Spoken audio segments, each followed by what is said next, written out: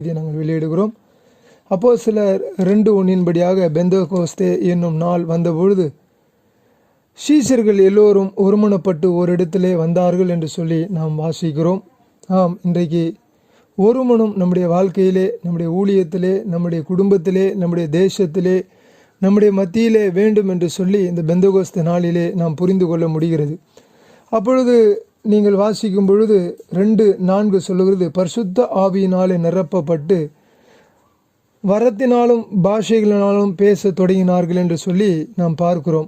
முதலாவது ஒருமனப்பட்டார்கள், இரண்டாவது பரிசுத்த ஆவியினாலே நிரப்பப்பட்டு வரத்தினாலே பாஷைகளினாலே பேச தொடங்கினார்கள் என்று நாம் பார்க்கிறோம்.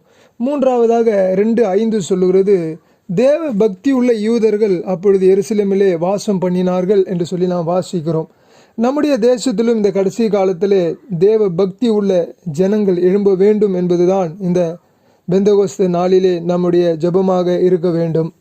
2:6-12 வரைக்கும் நாம் வாசிக்கும் பொழுது வேறு பாஷைகளிலே தேவனுடைய மகத்துவங்களை பேசிய சீஷர்கள் என்று சொல்லி நாம் பார்க்கிறோம். ஆகவே வேறு பாஷைகளிலே தேவனுடைய மகத்துவங்களை பேசக்கூடிய அளவிற்கு இந்திய தேசம் மாற வேண்டும். இந்த பெந்தெகோஸ்தே நாளிலே நம்முடைய விருப்பம் அதுவாக இருக்க வேண்டும். அப்போஸ்தலர் 2:13 சொல்லுகிறது, பரியாசம் பண்ணினார்